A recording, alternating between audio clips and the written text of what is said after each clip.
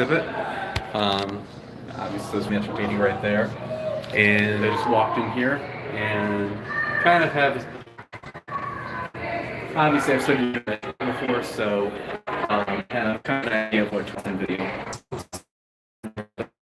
More bedrooms, can rocks, people.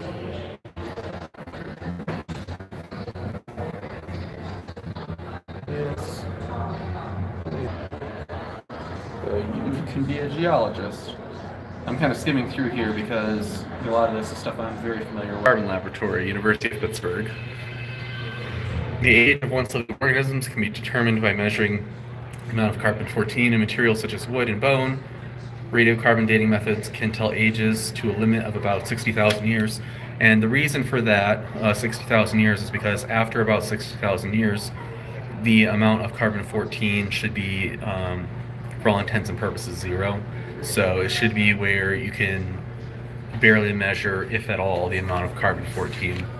So in the radiocarbon laboratory, cleaned organic material is burned in a combustion chamber to produce carbon dioxide. This gas is then converted to methane gas, insert.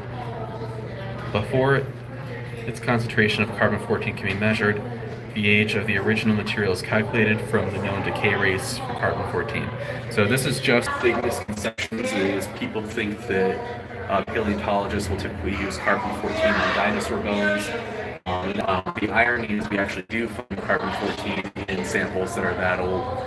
There have been reports of carbon-14, that is, but we find carbon-14 in basically any tens of millions or hundreds of millions of years old.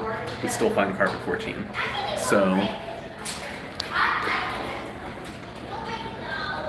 flip this around, parents, daughters, dating.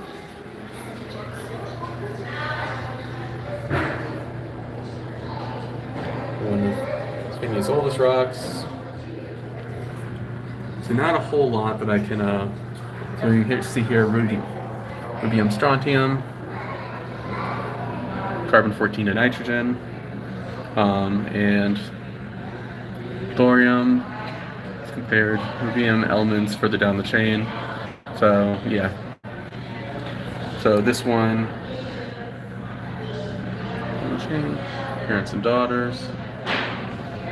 Wish I could zoom in more for you guys. Oh, here we go.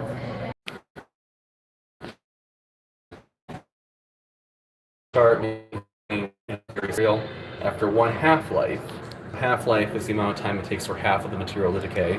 You go from you'll end up with half the remaining and half decayed. After 2 half-lives, so you're going to take the half and cut it in half again.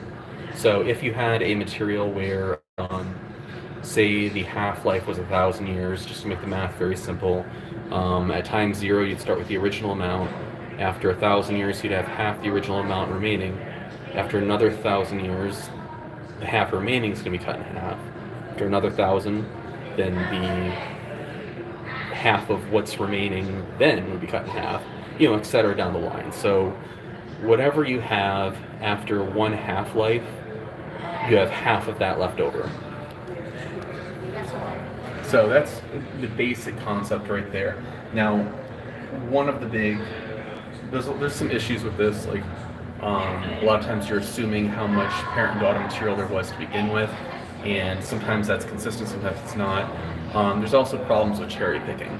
So when scientists measure the amount of, when they look at the, sorry, it's kind of loud in here. When you look at radiometric dates, a lot of times there's cherry picking. So if you end up with a date that contradicts, the accepted textbook timeline, then the contradictory date is thrown out. So like I mentioned before, we end up finding carbon-14 in coal layers that are supposed to be hundreds of millions of years old. But the dates you get from that, which would be in the tens of thousands of years, are dismissed. So because that contradicts the mainstream timeline, those particular dates are dismissed. And it's not how science is supposed to work. But when you have it where